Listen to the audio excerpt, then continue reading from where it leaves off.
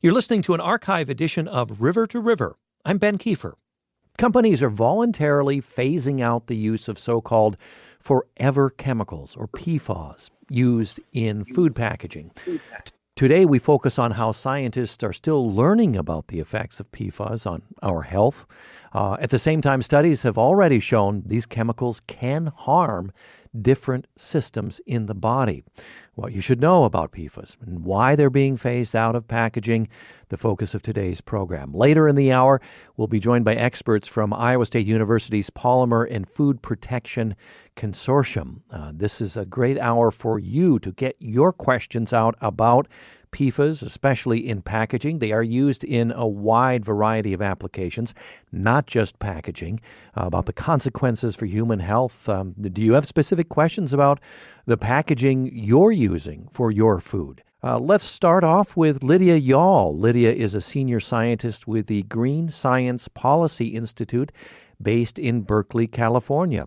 Lydia, from your point of view, with your role there at the Green Science Policy Institute, this has many facets, this discussion of PFAS, but what are you particularly interested in, and what interests you most about this voluntary phasing out of packaging PFAS?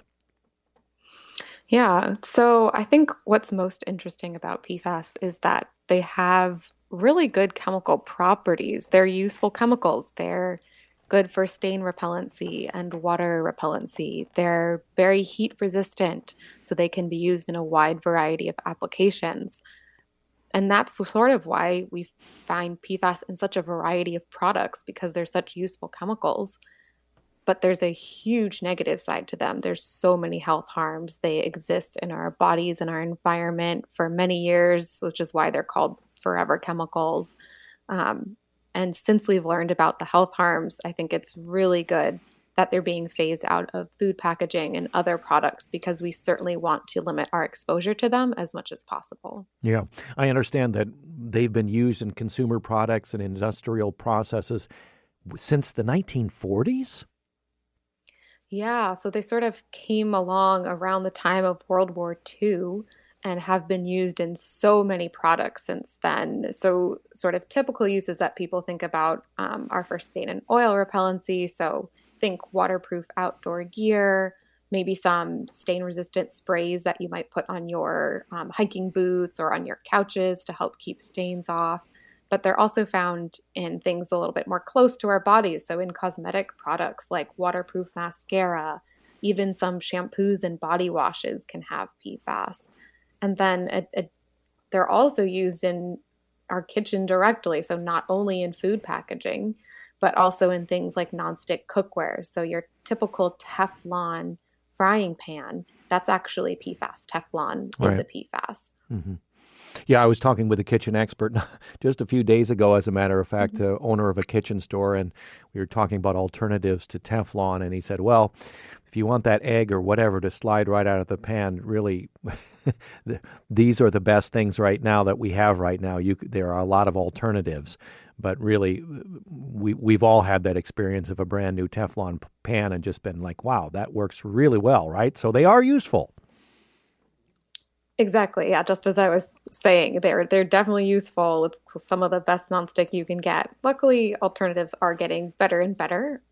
There's more sort of ceramic nonstick pans, or even a well-seasoned cast iron pan. You can get pretty good on that. But yeah, it's hard to avoid things that are really useful, and that's why they've been used for since the 1940s, like you said. Yeah, been used since the 1940s. How long have we known, or has there been evidence of harm to human health? That's a great question. So I think the general sort of science population has known about the health harm of PFAS and focusing on that for really only 10 to 20 years. But people who did know about the health harm of PFAS were the companies that were making them. So that's really concerning, because it means that these companies were making chemicals, they knew they were harmful, and they continued to make them.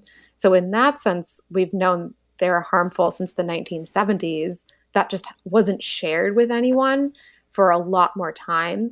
And because our sort of regulatory process in the United States allows for chemicals to be used before they are proven to be safe, it means that scientists and medical professionals sort of have to play catch up, and they don't learn that chemicals are harmful until they've already been used in products for decades upon decades.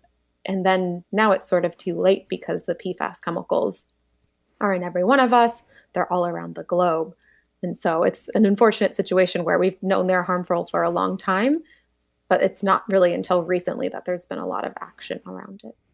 In other words, what you're saying, Lydia, is we've all been around the globe guinea pigs to PFAS because of the regulatory system. Exactly. So if we had to prove chemicals safe before they were in use, then these chemicals would have been studied, and they would say, oh no, that's not good. They're causing, increased tumors or liver issues, so we shouldn't allow these chemicals to be used. Right. But that happened afterwards.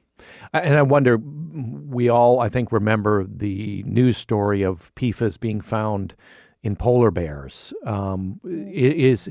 Could you be a human on this planet and not have PFAS in your system? They are in all of our bodies.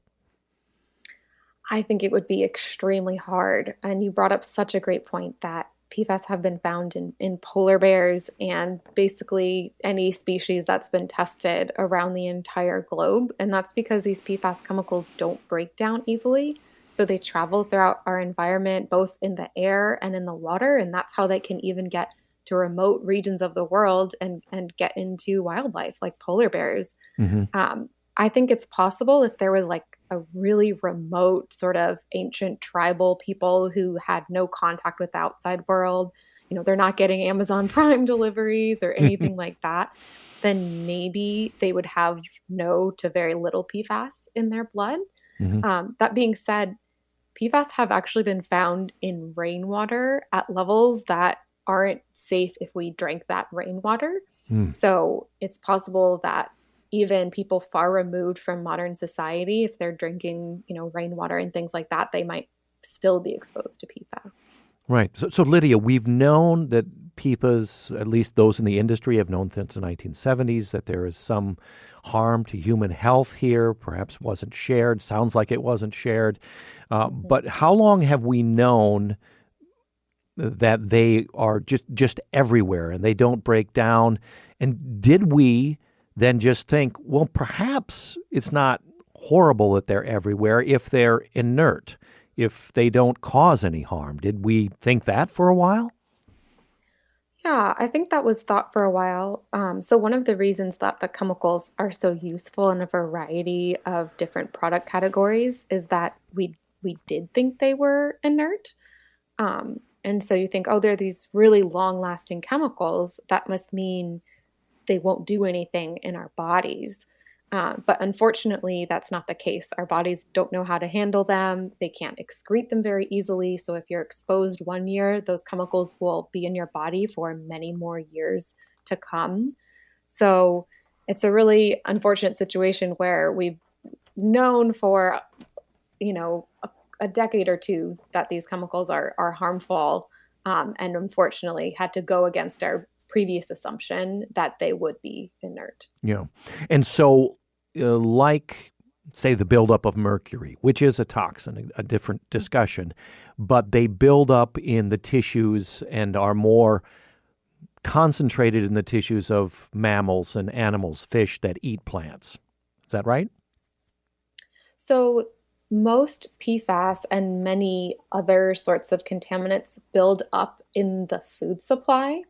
So let's say a small sardine in the ocean, they're swimming around in the ocean that has every single chemical that sort of lasts, every PFAS chemical and other types of industrial chemicals will build up in our oceans because they aren't broken down easily. And then that small fish, a sardine, will get a little bit in them. But then when a larger fish eats that sardine, it bioaccumulates and you get a larger concentration.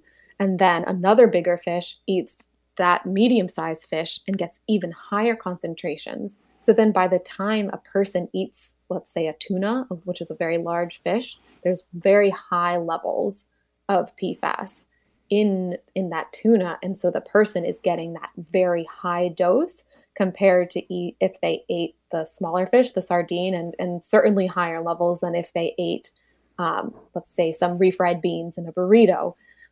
So there's this move up the food supply where you see a lot higher levels in larger animals like cattle or large fish than you see in plant foods. Hmm. Because it's omnipresent around the globe, as you've just outlined here. Could you buy a can of tuna? Could you buy some beef or pork that doesn't have it in it or is likely to have less of it in there?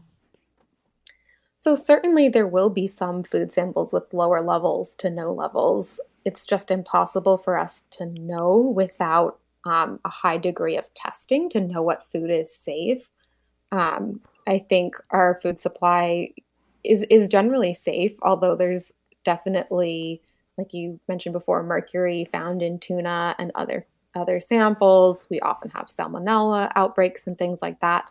The problem with PFAS is there's so many different PFAS that it would be really expensive to test for PFAS in every sort of batch of food that you're looking for. So there's general guidelines that you can go by. So we know as a whole, due to scientific researchers' work, that freshwater fish in the United States, so someone who might just go fishing locally, Hmm. those fish tend to have really high levels of PFAS. So, like Okay. eating one fish that's locally caught in a freshwater source in some areas in the US will have as much PFAS as a person somewhere else might get drinking many months to a whole year of water that just has a tiny bit of contamination in it. Lydia Yall, So, please stay with us. We have to take a break. Senior scientist with the Green Science Policy Institute talking about PFAS, what we know about their harm on human health. It's River to River from IPR News.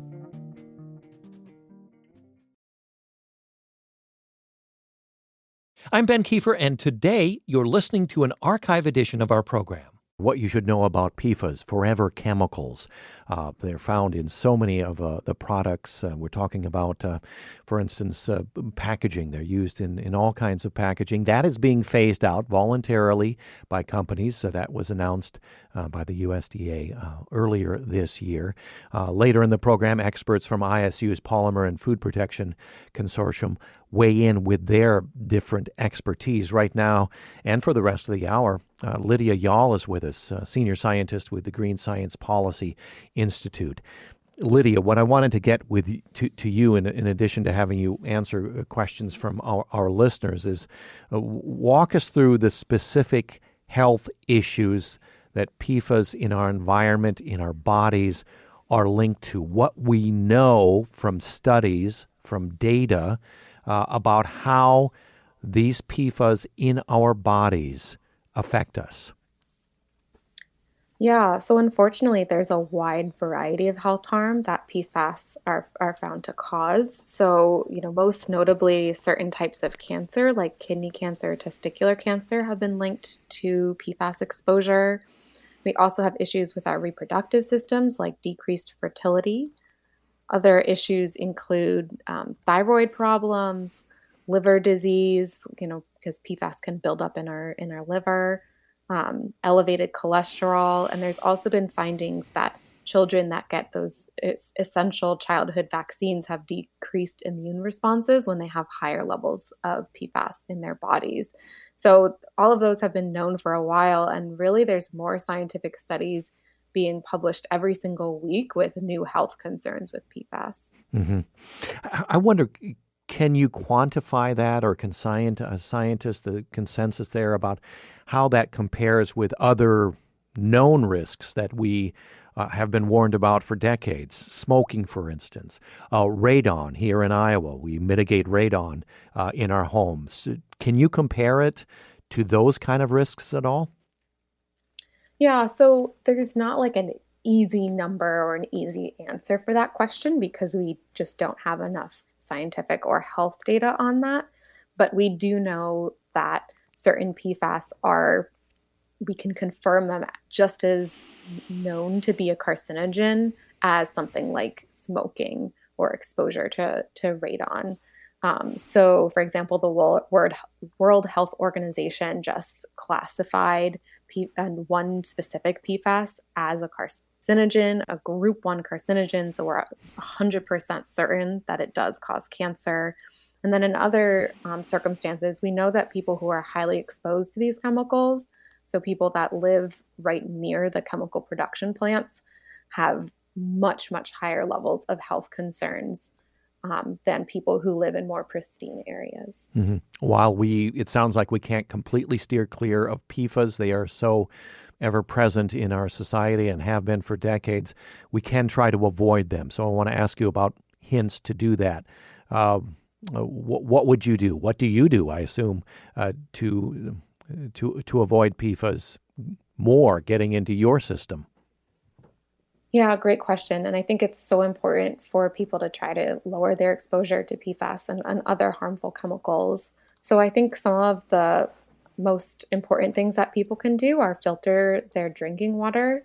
So tap water in general is safe, but it doesn't always filter for PFAS.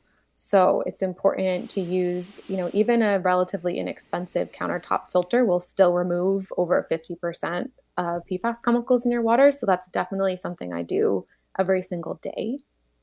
I think something else people can do is look for products that don't contain PFAS, especially for ones that are more likely to contain PFAS. So waterproof gear, stain-resistant tablecloths, those often have PFAS. So look for ones that are marketed as PFAS-free. Mm-hmm. For personal care products, I would always avoid products that have some ingredients on the ingredients label that says fluoro or PTFE. It might say more than that, but just look for the keyword fluoro. It'll be part of that ingredient, and you want to avoid that.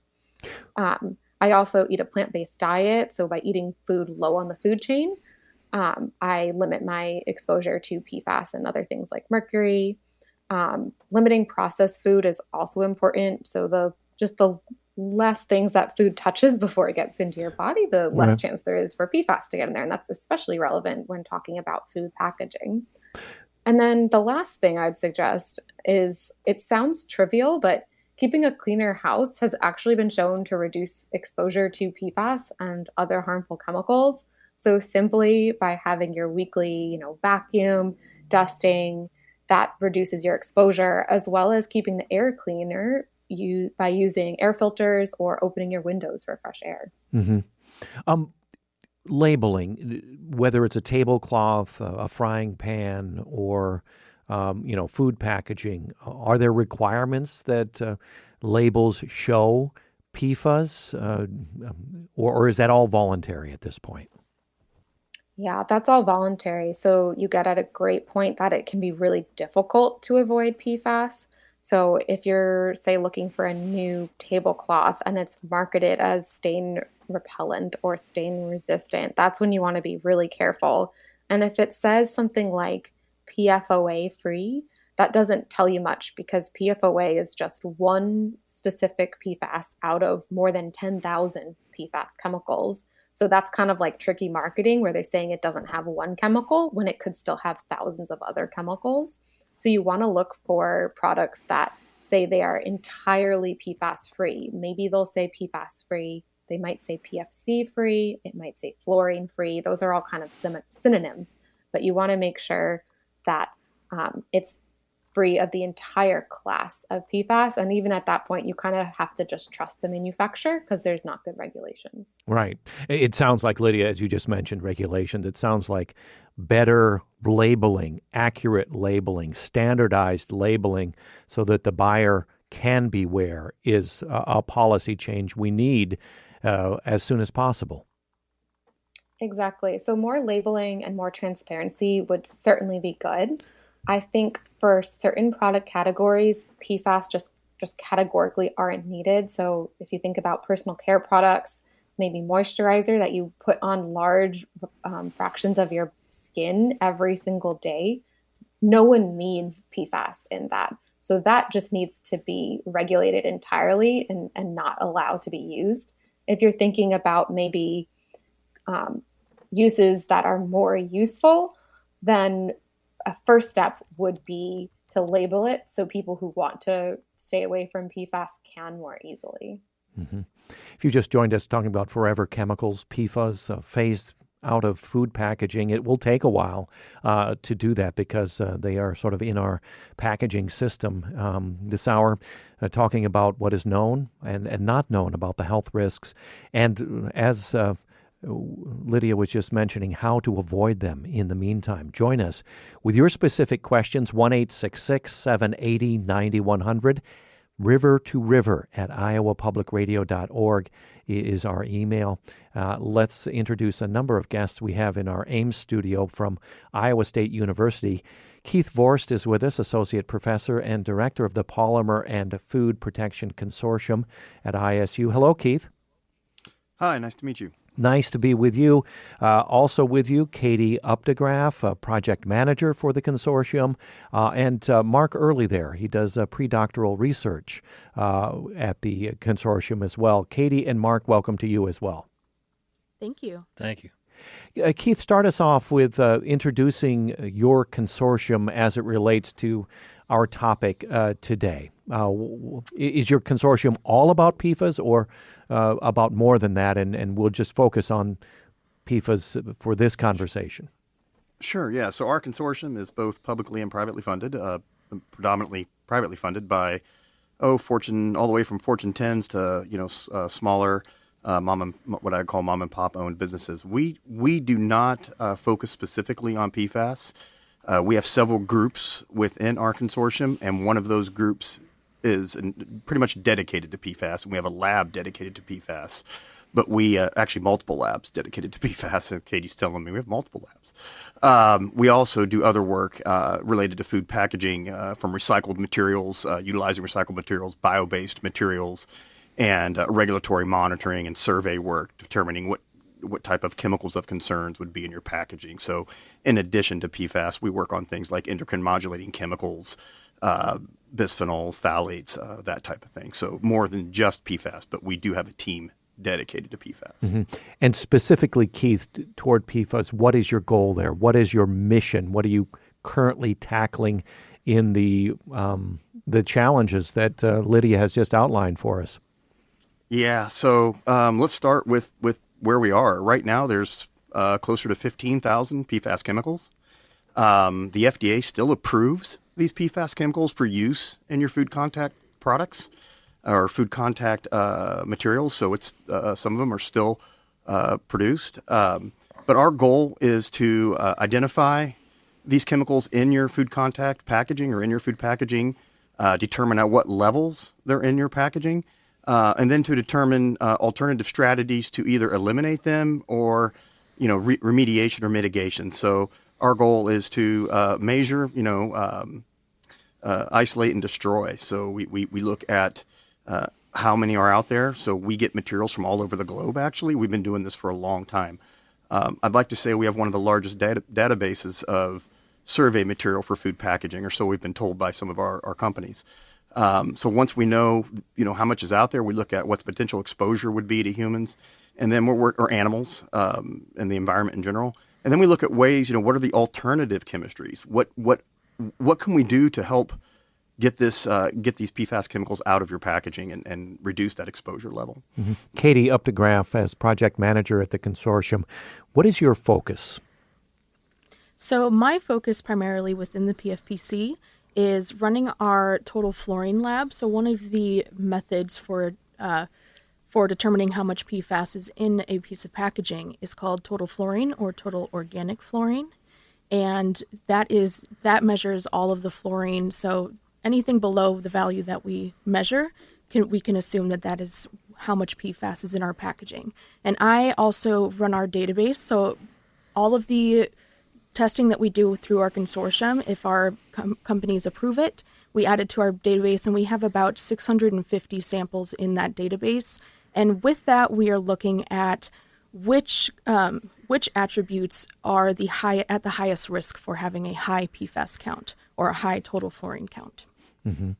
And is it also part of your area, Katie, to look at recycling? That's something we really haven't touched on here.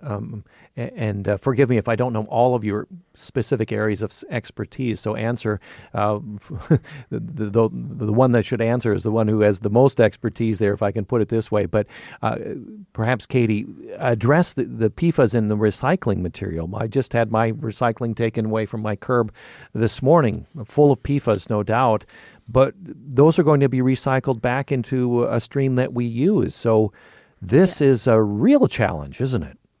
Yes, exactly. So right now within the United States, there are about, probably more than, but at least 12 states with pending PFAS legislation, and at least 7 states that have currently enacted PFAS legislation. So on top of that, legislation is also requiring a minimum PFAS content. PCR content. PCR content. Yeah. So with that, if you were required to have a PCR content, those materials were made years beforehand. So that it could be before these states have enacted PFAS legislation. So we're basically adding materials in that could have a higher PFAS risk. Yeah. And is Iowa among those states, Katie, that has had any legislation there passed? Yes, there's pending Iowa legislation. I believe it's House Bill 62. Mm-hmm. Okay, so it's pending, has not been passed and not been changed into law. So perhaps we can look at that in the coming session here as well. Before we go to break, I want to get to your expertise. Mark, early you're doing predoctoral research at the consortium. Tell us what your specialty is. So my specialty is basically trying to figure out how to pick out the background signal of the PFAS from the rest of the packaging material. So whether we are looking for the individual molecular identity of the PFAS compound, out of those 15,000, there's only 40 currently on the EPA Method 1633 list where they're looking at it in water. So you have to figure out how to look in the background for those other 15,000 almost chemicals. So Mark, if I'm understanding you right, not only are they everywhere, 15,000 PFAS, but we are blind to the vast majority of them. We can't detect them, or we have a hard time detecting them. So there is what's called targeted detection, where you know the individual fingerprint of the chemical you're looking for, and non-targeted detection, where you're looking for the general class of compound. Mm-hmm. We can do that with the total fluorine testing that Katie was talking about, looking at organic fluorine versus inorganic fluorine testing, where we're getting a global number of PFAS as a mass per mass basis for fluorine. If we want to know the individual molecular identity for that one particular compound that was classified as a class 1 carcinogen, we can then do targeted testing and look for the concentration of just that chemical. Mm-hmm. So the targeted testing, you have to know what you are looking for to get an accurate value of it. We're going to go to break in about a minute, but Mark, expand on that one more step here. How important is it to differentiate, to target, to locate the type of PFAS when we're talking about human or animal health? Does it matter, or is it that much? So I have been told in the past to say I am not a toxicologist. Right. Okay. I am very good at figuring out what compound is there and how much is there, but I don't have the toxicology expertise. Okay, I wonder if anybody in our panel does, Katie or Keith, or perhaps Keith. I can help you a little bit with that. So when we look at targeted versus non-targeted, as Mark was saying, the biggest thing we're going after is, the toxicologists take our data, and we work with a lot of toxicologists from a lot of different companies, brands that you know well, and they say, Keith, I need to know, what's the potential exposure, right? So, tell me, what's my risk? I mean, do we have it? And if we do, what's the risk? And then the other thing to remember is the FDA still allows these. So, we could still legally put PFAS in our food contact packaging. And some of them don't necessarily know that. But the big thing is how quickly can we detect what the levels are, and then they can make determinations on how dangerous that exposure is. Okay, we have to take another short break. We'll be back with our Iowa State University experts, as well as Lydia Yawl of the Green Science Policy Institute based in Berkeley. Join us with your questions. We're going to tackle those next. Today, you've been listening to an archive edition of River to River from Iowa Public Radio News. Today on River to River, you're listening to a rebroadcast of an earlier program talking about forever chemicals, also known as PFAS. They've been around since the 1940s. Evidently, the harm that they can do to our health, that's been known, at least in the industry, since the 1970s. And recently, it's being announced that they are being phased out of our food packaging. They are everywhere in our lives, on our tablecloths, in our food packaging, on our pans, on our weather-resistant clothing, for instance.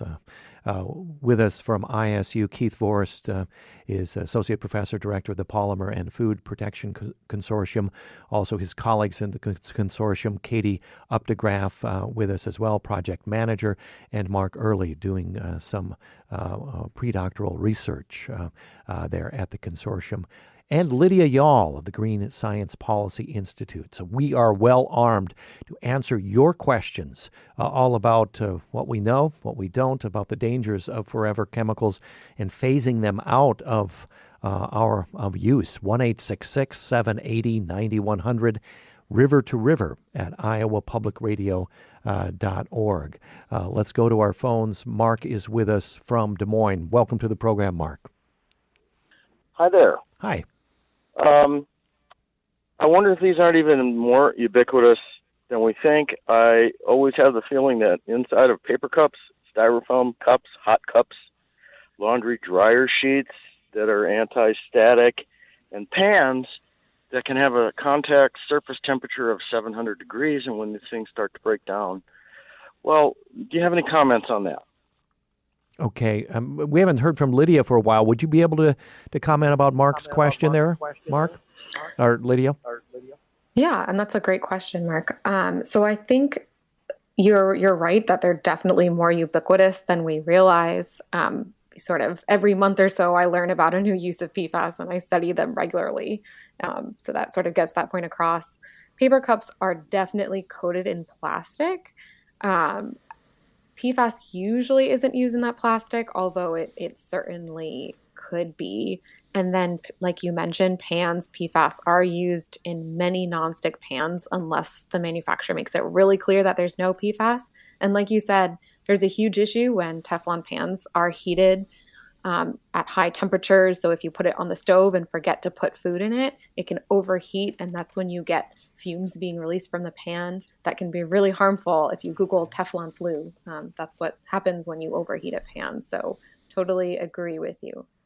And when you buy a new Teflon pan, I remember this from years ago, it recommended not using it at high temperature. And I assume, Lydia, precisely for that reason. But, many of us don't even read the instructions when we get a new pan.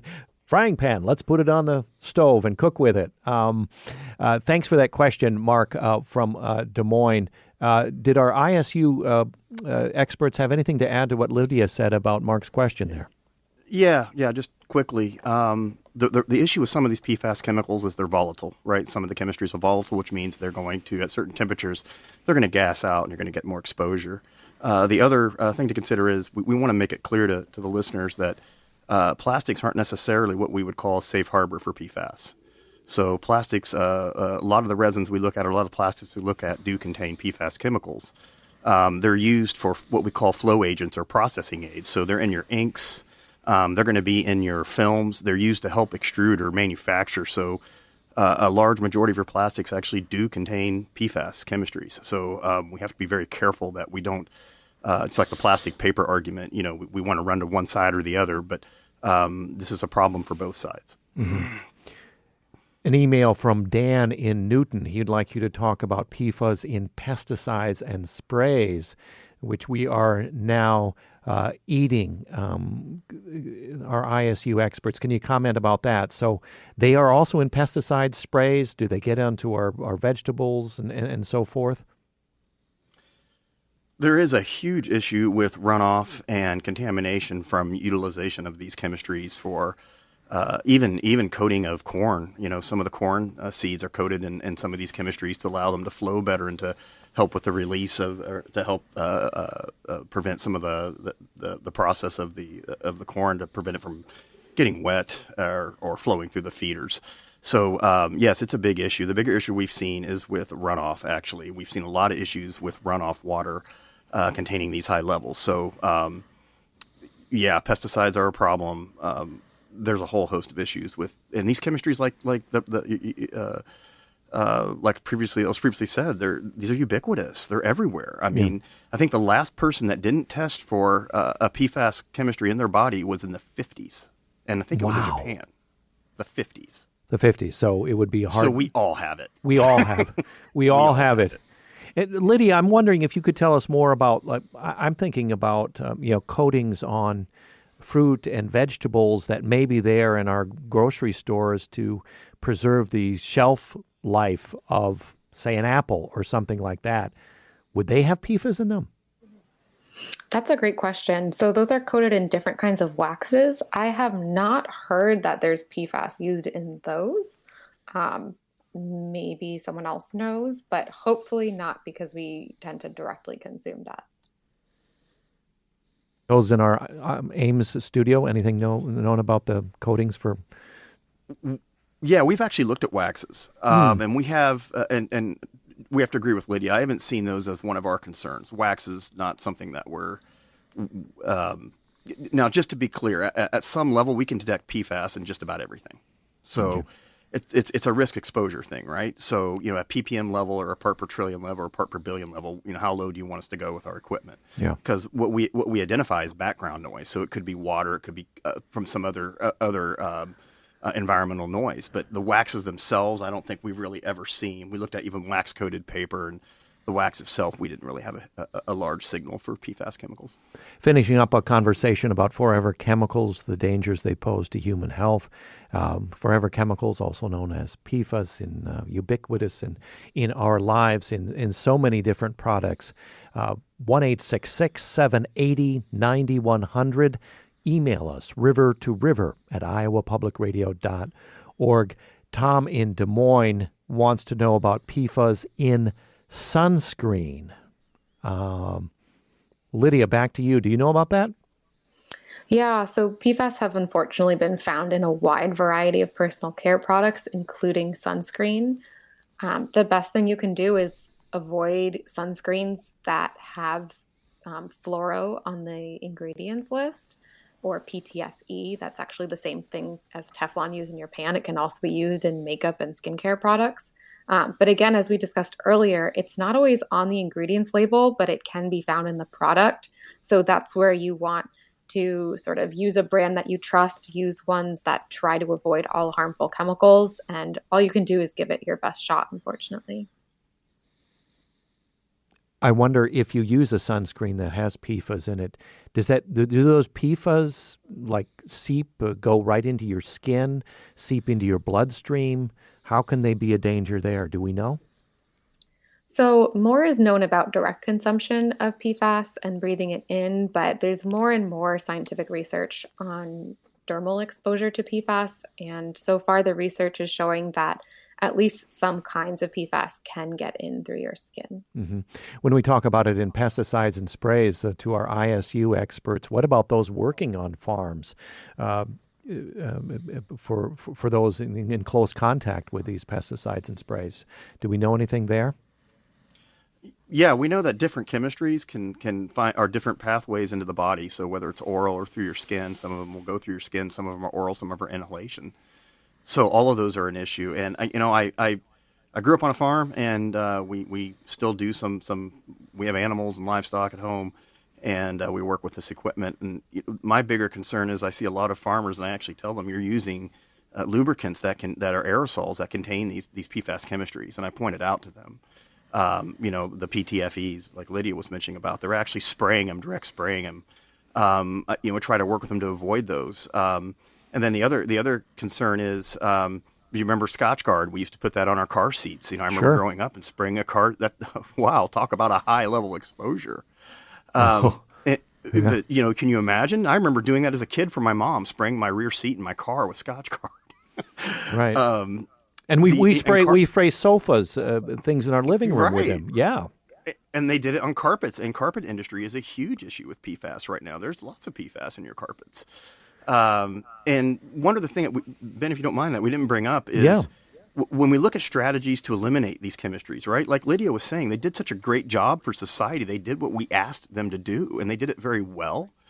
My concern is we need to phase these out, but our team is also worried about what we call, regrettable substitutes, right?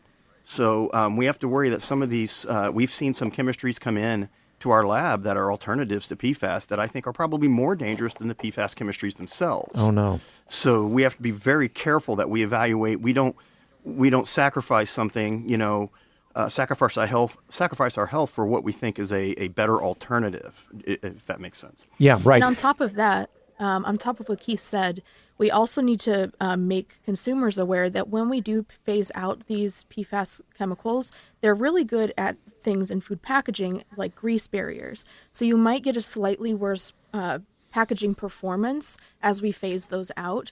So consumers need to be aware of that we are still improving our economy by phasing these out, but still we might have a lower performance rate of these packaging Right. So materials. think twice about complaining to whoever the vendor is Exactly. because you get grease from the French fries on your hands and say, it's for my health and for the health of the environment. Is that's what you're saying, right?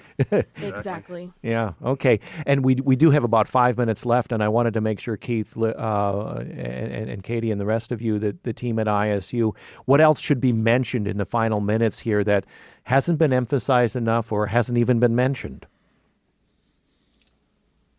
Lydia, or I guess I can go quickly. The first thing is I think listeners understand, like I said early on, the FDA still allows substances containing PFAS in your food contact packaging. It's still being used every day. It's in paper. It's in plastic. It's very, very hard to try to reduce your exposure from packaging. We actually do not tell our companies. We tell them not to use the terms PFAS free. We steer our funding agencies away from that. The reason is we can find it in just about everything. So we tell them to stay to non-intentionally added or PFAS chemistries. So that is hugely important for us. And I think what Katie said is extremely important.